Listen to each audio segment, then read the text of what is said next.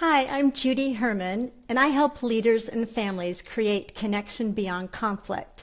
I'm a licensed counselor, but let me first of all tell you that this is not a counseling session, nor is it a substitute for professional counseling services. What I'd like to talk about today is how groups enhance our well-being.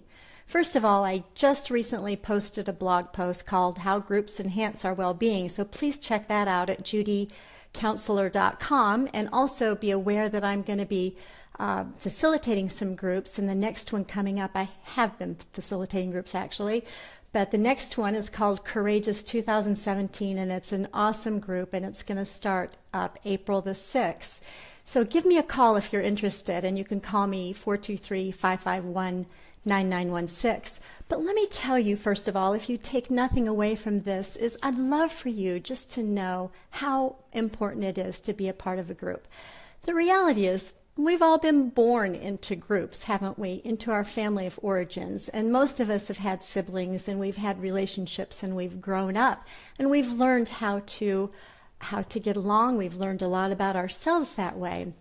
As we get older, it's interesting how the relationships that we established in our family of origins, and we carry on those same patterns. It's very interesting. For me, I was actually one of 4 children growing up in my family of origin, and so the things that I learned to do and the way that I learned to be, I've learned it's like these other relationships kind of mirror that, and I didn't know it before until I was aware of it.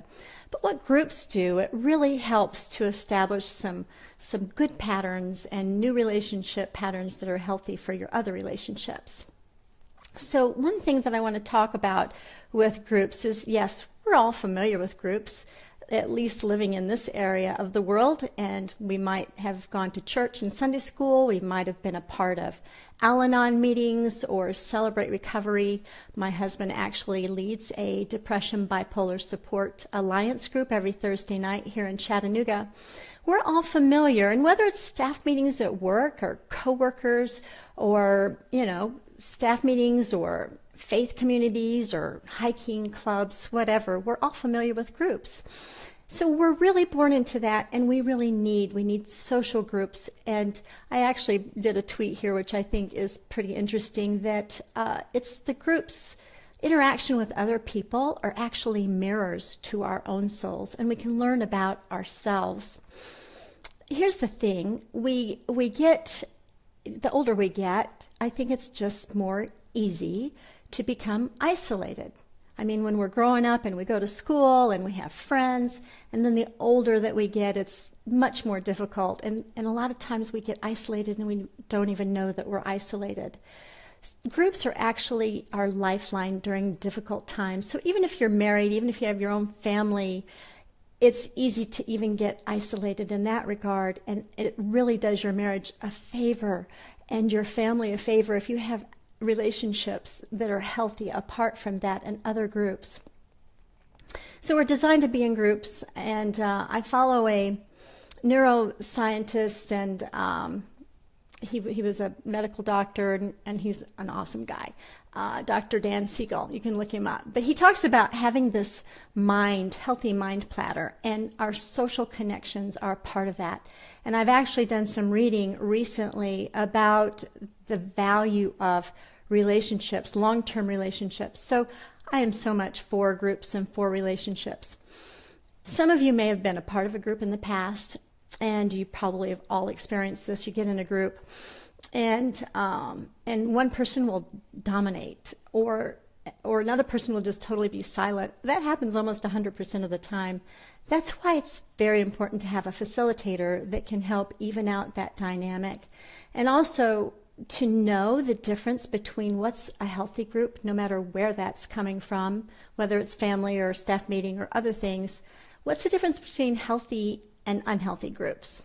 A healthy group is one where you can be heard and understood and validated, where you can be yourself.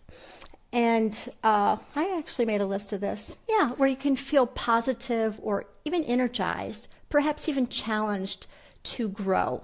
Those are all definitions of what it means to be in a healthy group versus an unhealthy group. Perhaps there's a lot of negativity. Perhaps you feel just totally drained after having been there. And perhaps you feel like you have to be somebody else, somebody that you're not. Those are examples of unhealthy groups. I'd like for you just to know that I am doing a group both webcam and in my office here in Chattanooga. And check it out if you're open to this. I'd love to talk with you further if you'd like to sign up for a free 20-minute consultation. We can talk through that to see if a group works for you.